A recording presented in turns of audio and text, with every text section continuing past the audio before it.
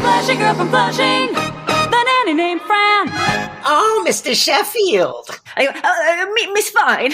Welcome to another episode of Oh, Mr. Sheffield, a podcast about The Nanny, a hit sitcom from the 90s starring Fran Drescher. I am Shawn Pasquale here with Toria Sheffield. And every week, Toria and I rewatch a new episode of The Nanny, and then we talk about it for you, the dear listener. This week, we are on season 6, episode 8, Oh Say Can You Ski? No, isn't it episode 9? Episode... Nope. What? Let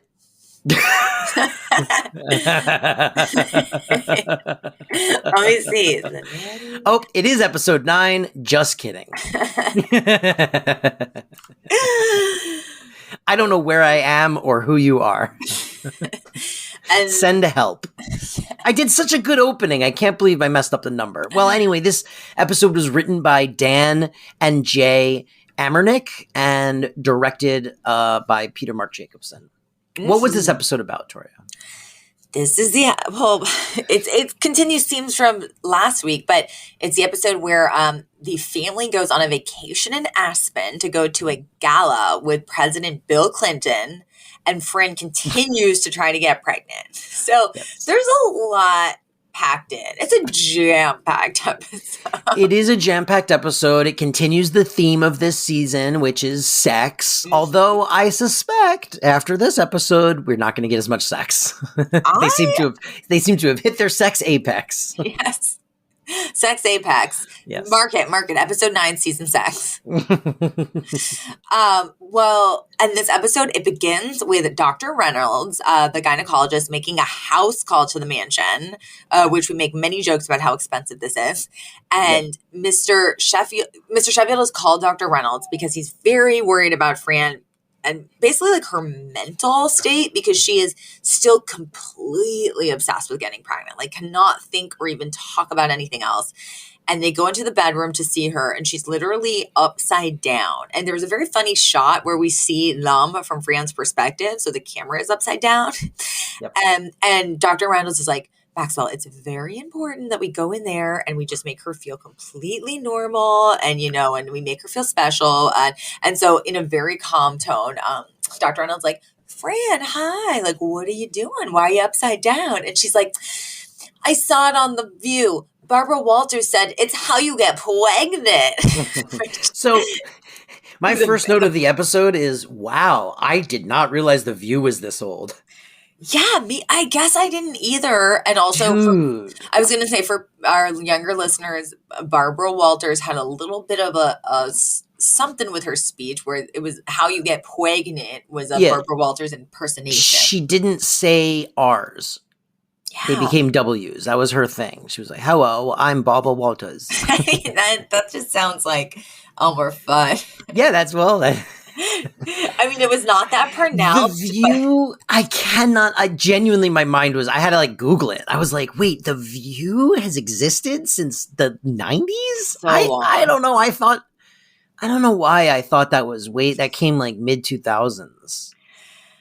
I guess I do kind of remember it from this era. Crazy. But I mean, people have been wanting mindless. What a waste all day, for years. I thought the same thing. Like, God, what a waste of everyone's time. I know, because it's literally like the thing that bugs me about The View. It's like everyone's like least informed aunt or cousin getting together to chat. Yes. But like we all have to listen on television. They have a platform of millions. It's like, this should all be conversations that people are just having in the privacy of their own home. Yes. But so anyway, Fran, she gets down from being upside down. And really quick thing. Did you notice that they have a photo from Maxwell's first wedding in their bedroom to Sarah, which I thought was really sweet.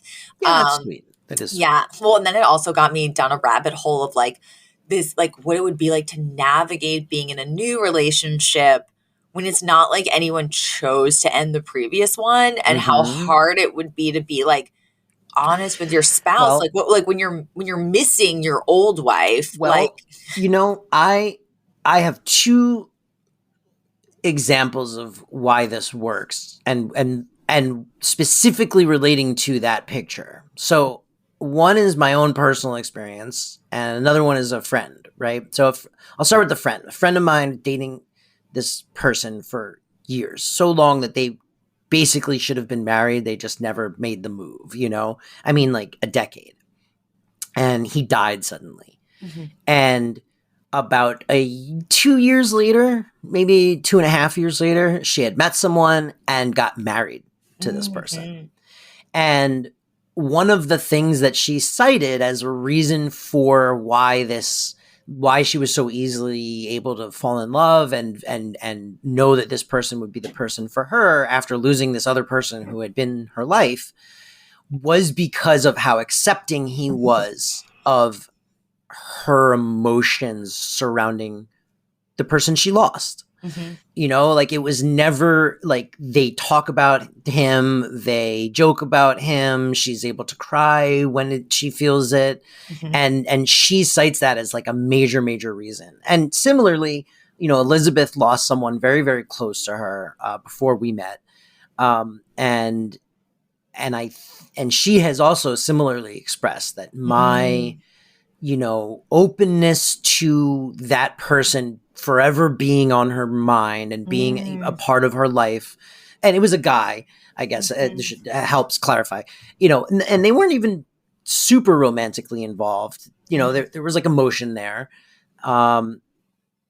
But she also said that like that acceptance. So it's funny that you bring up that picture because I think that speaks a lot towards why this relationship works is because Fran isn't jealous. You know, there's nothing to be jealous of. And a lot of people do get that jealousy. Well, why are you thinking about this person and not me? And it's like, I think when you're going to be with someone who has experienced that kind of significant loss, the best thing you can do is go in embracing the fact that like, they've experienced significant loss and that's never going to go away. And it's okay. Your job is to support them through that and love them, you know? So I think it's a beautiful little moment in the show that doesn't ever get pointed out. But I also clocked it and thought like, wow, that's like really, really, really indicative of, I think, why relationships like this work. Yeah. No, I totally agree. I love that little detail. I wonder how many of our listeners also like noticed it and thought about it because it really did send me down like kind of like a thought loop, you know, in a good way. Okay, so they're in the bedroom. Dr. Reynolds is making the house call, and she basically says, "Okay, guys, like." You just need to take your minds off of this for a while. Yes. Like, trust me. Sometimes, like, when you're fixating, like, you're going to be stressed. It's not going to happen. Like, the best thing you can do for getting pregnant is stop thinking about getting pregnant for a while. And so Mr. Sheffield's like, well, you know, we did get invited to a gala or a gala, as he says in his English accent, the gala in Aspen for a dinner with the president and first lady. And he's like, I think, you know, Aspen's beautiful this time of year. We should just go. We should take the family and go. And Fran goes, I don't want to go to Aspen. They have babies there. It was very funny. That line was I don't want to go to Aspen. They got babies there. Killed me. I thought that was such a yes, it was so funny. And then, but you know, he still convinces her to go and is like, you know, no, it'll be good for us. It'll be good for us. Also, other gag that happens in the scene is we find out they've been having so much sex in order to conceive that all their bedroom furniture breaks when you sit on it because the legs are so wobbly. And then the next season sex, baby. I know, seriously, that's too much sex. I was exhausted just even watching and thinking about it. So then in the next scene, Niles comes into the kitchen. He's super excited because the family is going to take him on vacation with them, but not as a butler, as a friend. Yep. To the point where when Cece starts kind of giving him like directives for like, oh, when we get there, I need you to like steam my clothes, blah, blah, blah. Friend's like, Miss Babcock, Niles is coming as our friend. So when he unpacks and steams our clothes and stocks the fridge, it will be a friendly gesture, which really made me laugh. And we also established, because of course Sylvia and Yetta are hanging around the house, Fran tells them that like even though she knows they're supposed to be taking this trip to get her mind off making a baby, the only reason she truly agreed to go is because she thinks it will be romantic and the perfect place to conceive a baby. So she's not actually like taking the doctor's advice. She has her own agenda in Aspen. And then we cut to this gorgeous chalet, right? I've actually never been to Aspen. Me neither. Yeah, I mean, I imagine it's really crowded now. I don't know. Maybe that's just my imaginings. What you mean? Because it's more popular now than it was? I mean, yeah, I just mean, feel like I don't. But don't you feel like in the 90s, everyone was always talking about Aspen? I feel like that was peak Aspen time. Yeah. Exactly. Yeah. I mean, Ski school too. So true. But it's like they all are and coming into walking into the chalet, and the kids are like, poor Niles, breaking your arm and your collarbone, getting out of a limo. This is going to be the worst vacation for him. So you think that Niles has broken all these bones, but then it turns out he's wheeling Cece in, and Cece's in the wheelchair. And it turns out it's going to be a bad vacation because he is now tasked with nursing her. Yep. So sad for Niles. But also they're bickering like an old married couple, which is kind of funny. She's like, this is all your fault. I wouldn't have tripped if you hadn't put Chester on the leash. And then he's like, well, Chester would have run away. And she's like, well, why do you think I brought him up here? That night, they're getting ready for the gala. For time economy, I won't get into it, but Sylvia calls. Just probably to get Sylvia in the episode since she's now a regular. But Sylvia is at the mansion hosting a party, which is very funny. The best line of that whole exchange is when she goes, "Oh, I'm so glad I didn't host this at my house." Yes, like someone breaks. You hear someone break something in the background. She's like, "I'm so glad we're not doing it at my place." She's wearing a gorgeous red sparkly dress. She looks fantastic. I was like, I want to dress like Sylvia. She looks great. Yep. Fran hangs up the phone, or rather, Sylvia hangs up on Fran. And then Maxwell comes in, and like Fran's getting ready for this dinner, and he comes in with a list of topics for her to avoid when talking to the president. This was a very funny and on the nose joke because he literally starts going white. He's like, okay, when we're talking to Mr. and Mrs. Clinton, don't mention. And he goes, Whitewater, the Paula Jones settlement. And then this music starts playing almost to indicate that a lot of time is going to pass. And then we do a jump cut and Fran is like, now she has rollers in her hair. And he's going, do not say the phrase download to full text. Time jump. Jennifer, Paula, Monica, Linda, Kathleen, and he keeps going. He goes, Kenneth, nude. And then it's like we flash forward even further. And now he's mentioning like her relatives. And it's so crazy that even at the time, people were like, oh yeah, Bill Clinton is just done a lot of shit. like there's a lot to unpack with Bill Clinton. So much. I did do a little bit of, I don't know, maybe we're getting into trivia territory, but I did a deep dive on the Bill and Hillary actors. Oh yeah, I did too. Okay. It's fascinating because that's all they're known for. Yeah, I didn't even do the Hillary. You did a step more than me. I didn't even think to Google the Hillary woman. I thought she was just a random woman, but nope. So Timothy Waters has done 1, 2, 3, 4, 5, 6, 7, 8 appearances. Well, wait. Let's wait till we get. Well, okay. No, I was going to say let's wait till we meet them. We can wait till. Oh yeah, okay. We'll wait. Just again, for the listeners that have never seen The Nanny, we wanna all those first time listeners, yeah. All those listeners that have never seen this show would have listened to every episode of this podcast. But so okay, we cut to the gala and Gracie, you glimpse her for a second. She is so grown up. I was taken aback. She's in like a gown. And then Fran taps a Secret Service agent on the back because she wants to ask like where the president is. The guy turns around. It's actor Chris Elliott. Very funny. Very, very funny in this episode. Oh my God. I love Chris Elliott. I'm a huge fan. Cabin Boy is one of my favorite movies. Get a Life, which was his TV series, was so unhinged, so weird. It was such a weird show. Yes. Man, he's great. He's great, and he kills it here. Yes, because he makes like very unexpected comedic choices that work really well. Like you don't know like how like there's lines that like someone else could say, but the way he says it, like at one point he like looks at Fran, he's like, I'm gonna need to see your bag, because he's Secret Service. Then he picks it up and he goes, it's adorable. It's just like very funny. And then, so he's basically like, you'll meet the president soon, blah, blah, blah. And he gets some really goofy, funny lines in there.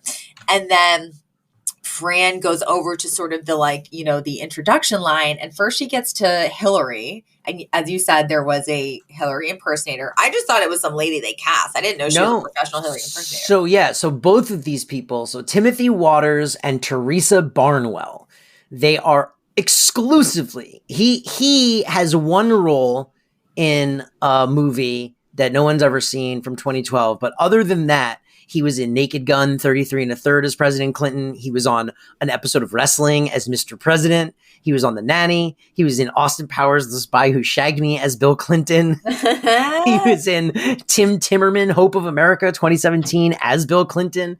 And she's similarly, Teresa Barnwell has appeared as Hillary Clinton on Tonight Show with Jay Leno, Sliders, Roseanne, Leaving LA, Step by Step, The Diary of Desmond Pfeiffer, The Nanny, The Providence, The Extreme Adventures of Super Dave, 2001: A Space Travesty, and NCIS in 2011.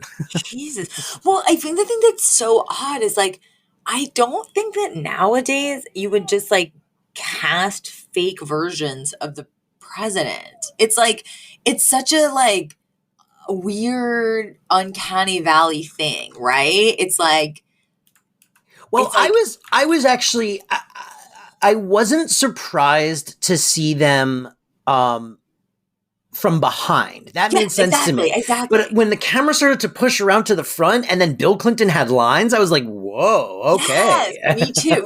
It was like very unexpected. Yeah. So because Fran, she gets up to that like receiving line and first she's like, oh, like Mrs. Clinton, you look gorgeous, so thin. And then she's like, you got a little something in your teeth, a little something. And she's like, I'll get it. She literally picks it out of Hillary Clinton's teeth. She then moves on to Bill Clinton. And in all caps, I went, it's a Bill Clinton impersonator, unexpected. And she goes, oh, Mr. President, I actually live next door to your brother, Roger. And this is when he has lines. He's like, well, not for long. He's moving. He can't deal with that neighbor, that blonde woman with the big hair. She's always screaming at him and taking his pizzas. And there was something about this that made me laugh so hard that Roger Clinton would be calling his brother and complaining about it. Just the idea that like Bill Clinton would know that like his brother had so funny. and of course that's Sylvia. And then Fran ends with Brighton and they both look kind of like, and then she's like, we're thinking of moving too. Like, definitely doesn't say like, well, that's my mother.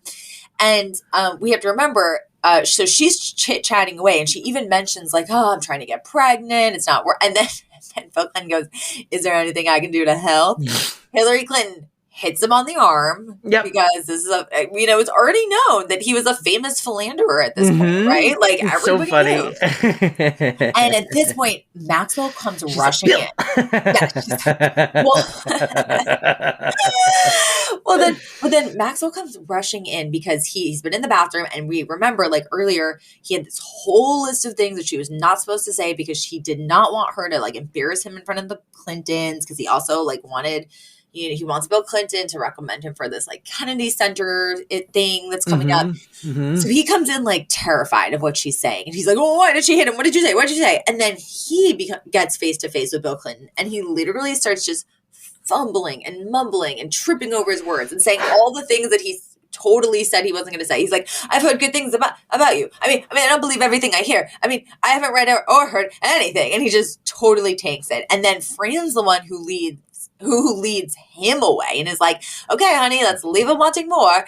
And then they step aside to the corner. Maxwell is like, oh my God, I humiliated myself. And then she starts to smile. And he's like, why are you smiling? And she's like, because it wasn't me.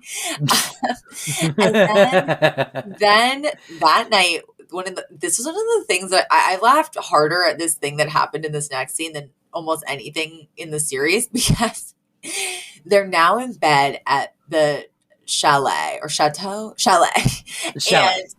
And they're in bed and he is just obsessing about this awkward encounter. And he's just like, oh my God, do you think, oh, I can't believe I did this. Do you think they're upset with me? And she's like, honey, like, let's just take our mind off this. And she like starts kissing him. And then the phone rings and she's like, ignore it. And he goes, I can't. Oh, what if it's the president calling to make sure I feel okay about what I said?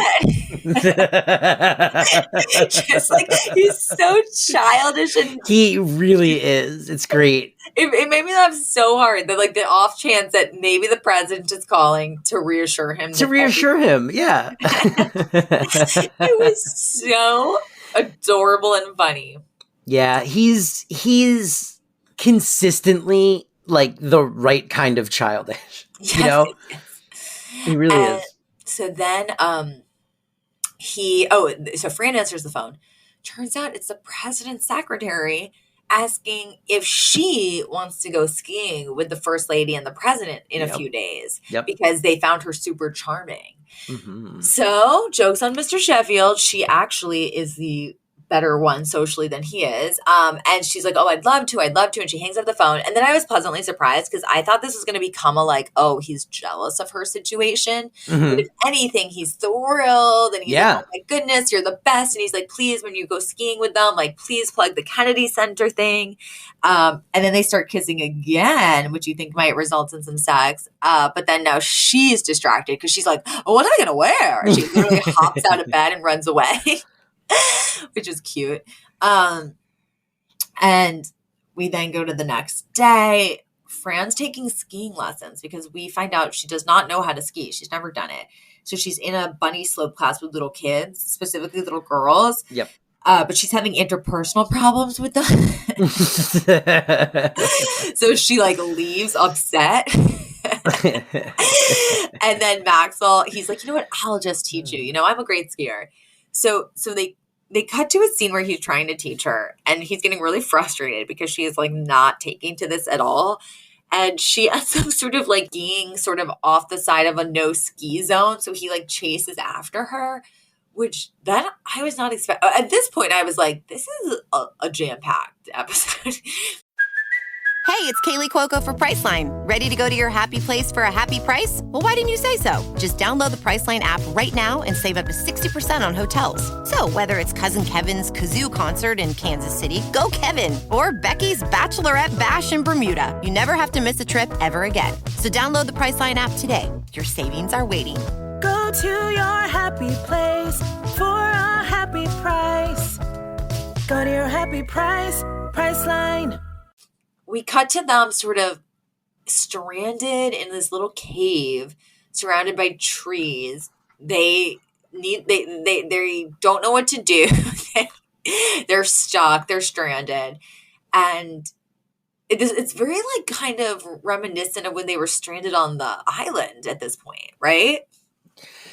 I mean, it felt very similar. Yes. I mean, it was like almost this very like the same beat of like, they're stuck, they're stranded. What are they going to do? They get horny. Yeah, I know. But here's what I said.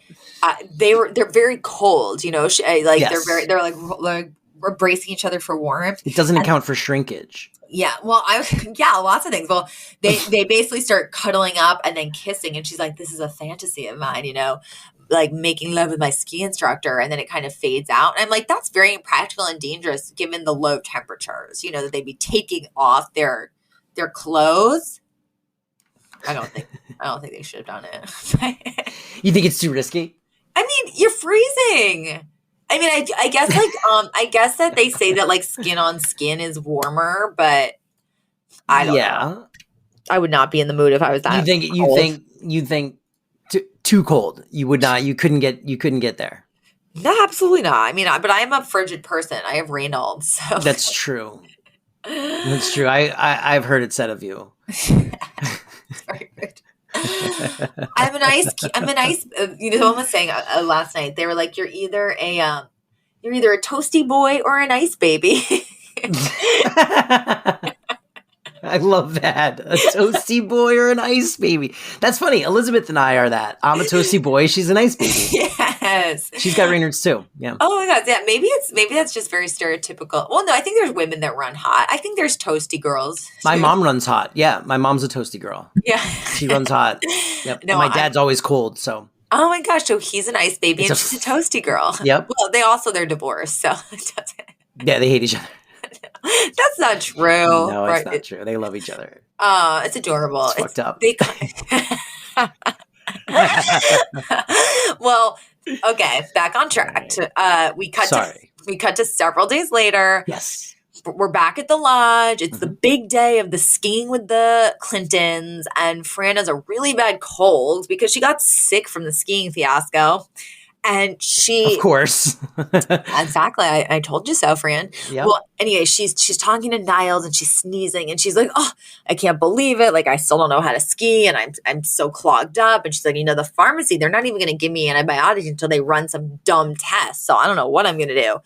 I already clocked. Were you already clocking? Like, we're going to find out. I wrote, when they were in the snow, they're going to have a baby now, aren't they?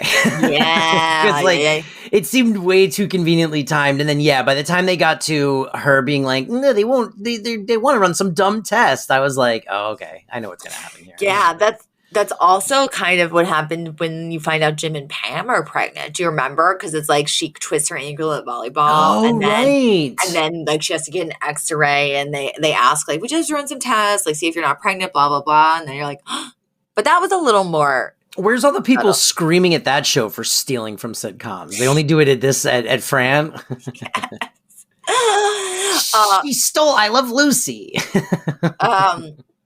Well, don't worry, guys. Lucy's not going to miss it. Yeah. Oh, no one realizes the genius of Lucille Ball. Yeah.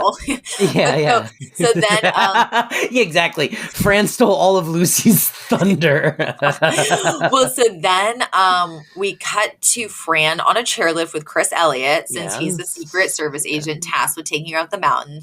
It's very funny because we find out that he's terrified of heights, he's terrified of ski lifts, and that also he was actually just hired to guard the president's parrot, and actually the parrot flew away like years ago, and he now just pretends it's alive so that nobody it was a great. He's like, "Hail to the chief! Hail to the chief!" I have to say that every time they walk by the covered cage. Yes, and while they're up there, Fran gets a call on her cell phone. It's from the pharmacy, and she's like, "What? Why didn't you ever drop off my prescription?" And she's like, "Wait, what? Oh my gosh, thank you." She hangs up the phone, and she's like, "I'm pregnant," and she just has this look of complete joy on her face. It was so cute. Mm-hmm. I thought her delivery was like, because you could have gone for the like, I'm pregnant, you know, and she just like got off the phone and like really kind of quietly just goes like, I'm pregnant. Like, oh my God. It was such a good delivery. Was this another Peter Mark Jacobson directed it? Yeah. Again, like there was different ways to play that. And I just thought, no, like that was the right one because you really feel, instead of making it a sort of like predictable beat, you're like, oh my gosh, I'm so happy for her. Like she truly, really did want this in her core, like in her bones. And, and you felt it. I loved it. I agree. He's a really good director, man. He really gets some good performances out of her that don't go the way you think they're going to go. And maybe that's just a testament to how well they know each other, you know? Yeah. But also, no, it's a testament to him knowing the best beat for that moment and then also knowing what she's capable of and pulling it out of her because these other, previous directors who were great, we love so many episodes of this show, but they went different routes and they went, I think sometimes for like less heart. Mm-hmm. But you can do heart and funny, like, cause as we said, the whole like, like that was, we'd never seen that from her She before. Brought that back this episode. I loved it. I was so happy. I went, the EE's back. I know. So then we like cut, we go back to the chalet and she's actually kind of cut her ski day short because Max was like, I didn't expect you back so soon. And she's like, well, and she kind of tries to be subtle about it. And she's not even being subtle. He's just completely oblivious sometimes. Yeah. he's like, what do you mean? What do you this? Da, da, da, da. And then he's like, wait a second. Are you trying to tell me you're pregnant? It's like, that's obviously what she's saying. She was like, why did we come up here? What were we trying to take our minds off of? And he's like, such an idiot. And then he's like, you're pregnant. And she goes, ee. And then he's thrilled and she's thrilled. And then she goes, this last line was so funny. She's like, can you believe it? Everything happened like perfect timing. This ski trip, the gala. She goes, because of President Clinton, I'm pregnant. And then Maxwell goes, God bless America. It's so good. I know. And then the button is Thanksgiving dinner. They're all around the table.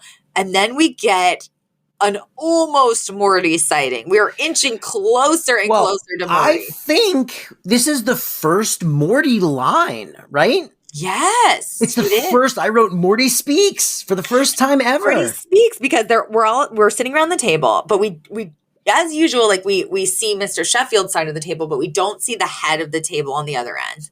Mm-hmm. But then we kind of pan out a little and Gracie's like, Morty, like you hardly spoke at all. Are you okay? We pan out further. He's just watching a small TV in front of him. Like he's watching a football game. He's like, I should have bet on Philly. And that's the end of the episode. Although I did really appreciate that we kind of got a stealth Thanksgiving episode. True. Yeah. It's Thanksgiving and we sort of are inching closer to the holidays. You could tell by what they were wearing, because Sylvia's dress was very holiday-esque. And the house had some like fall feel. Mm-hmm. Well, that was an episode. It was an episode. And, lots happened. All right, let's get into segments, huh? Segments. All right, here we go. It's time for a new And now, segments. Are we ready for segments? We are so ready for segments. Let's go. All right, so segment time. Segments. Mm-hmm. Should we move on to our segments? Should we get into our segments with Shawn and Toria? Easy listening.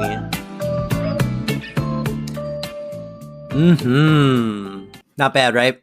It was perfect for a sort of smooth, sexy. I mean, if there was going to be a theme song for a Bill Clinton inspired episode, it would definitely be a some smooth, sexy 70s music. I mean, I guess that's me being the most generous to him possible because there's I could also say lots of other bad things, but yeah, I mean, I guess he was sexy saxophone President Sax,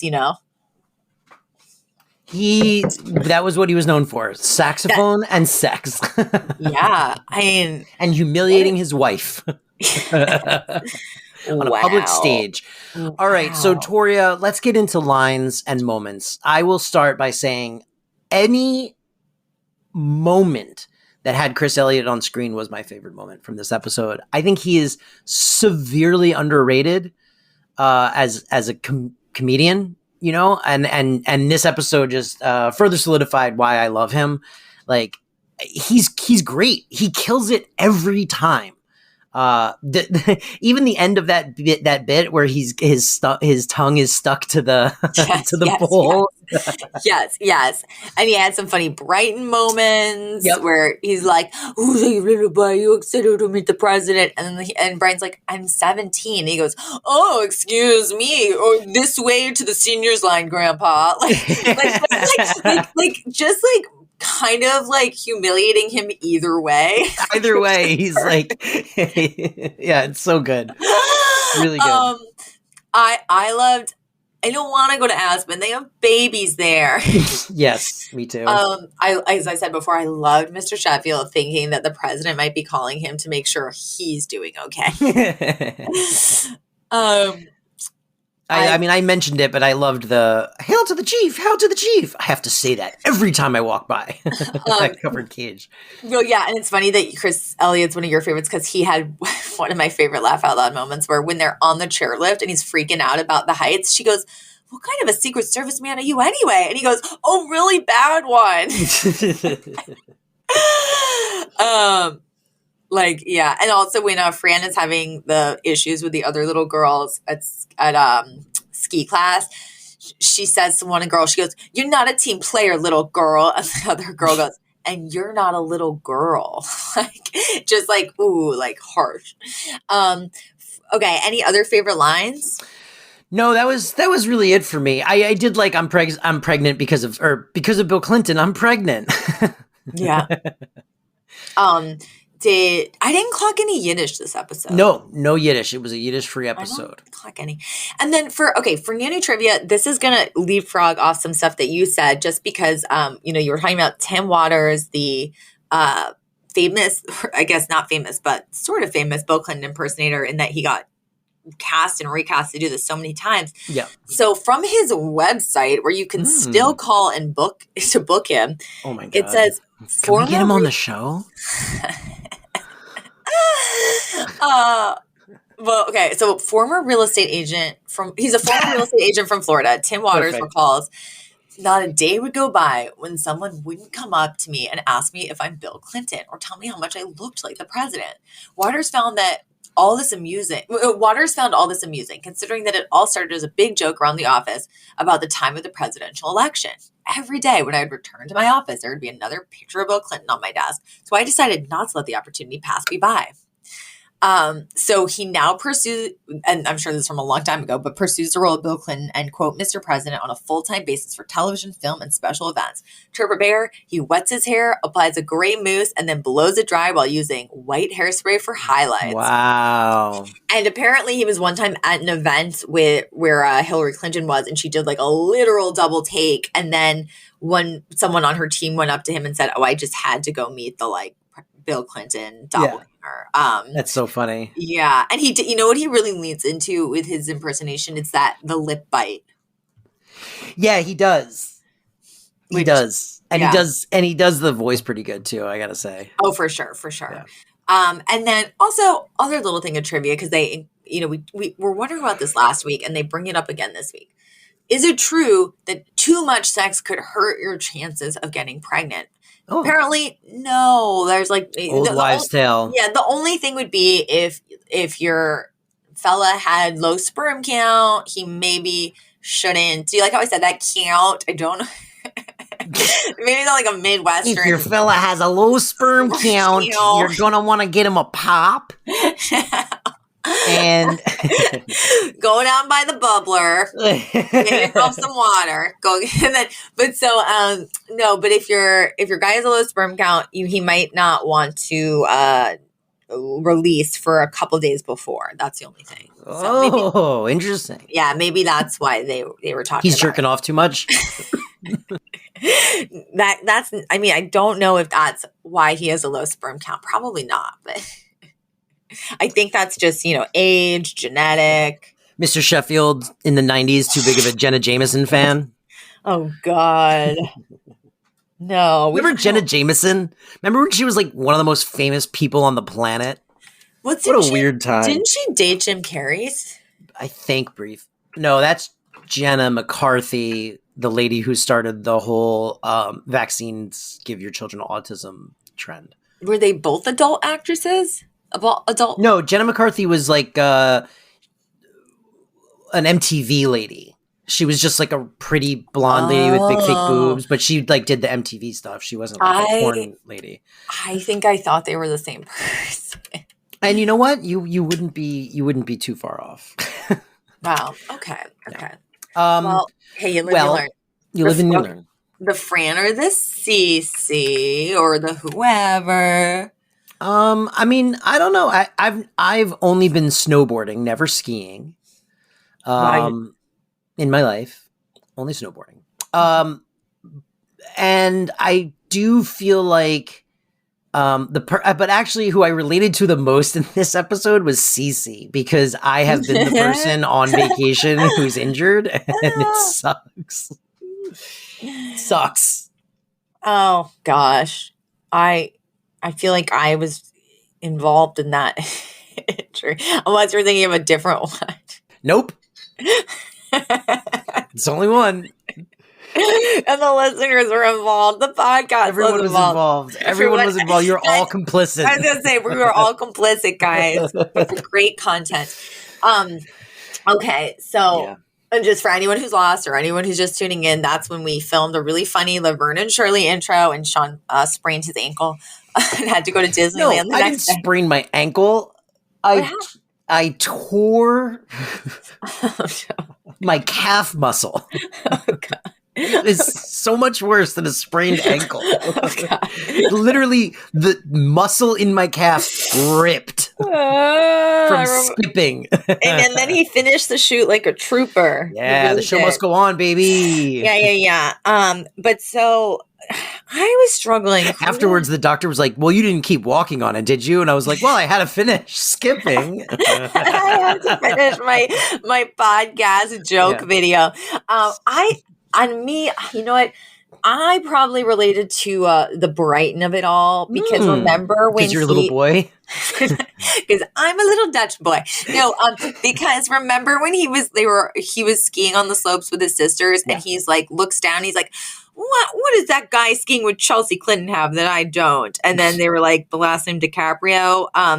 No, Leonardo DiCaprio never stole a date, but I think I've definitely been the person that's like, looked over at someone I wanted and been like, what does that person have? And been like, that person's better than me. So I related to Brighton. Oh, man. Well, I mean, me too then. I wasn't even going to get at that introspective, but like, yeah, me too. All the time, constantly, endlessly, about everything. Yeah, because I realize it's also it's not just girls. It's career. It's anything. Well, why not me?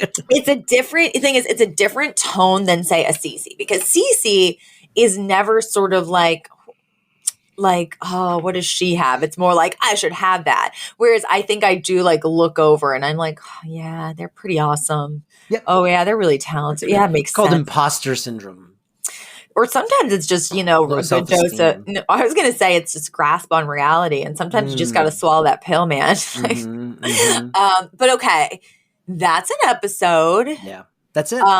And I hope everyone has a lovely week. What did you guys think of this all over the place but funny and fun? I just thought it was a fun episode. It was fun. It was a little all over the place, but it was fun. And I would love to hear the audience thoughts on this. They can reach out to us at Mr. Chef Pod on Instagram and Twitter.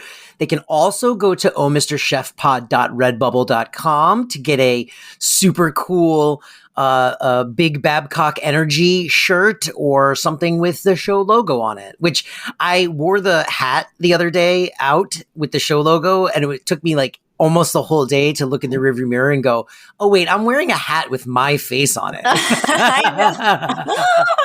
What an idiot. So now I make Elizabeth wear it when we go out. Oh, that's cute. I like that. Seems like she's a fan. Yeah. And I guess that's all the plug stuff. Check us out online. We love you. Thank you for listening. I can't believe we're almost halfway through the season, and we'll be back next week for another exciting episode of the Mr. Sheffield podcast. Signing out. Goodbye. Bye.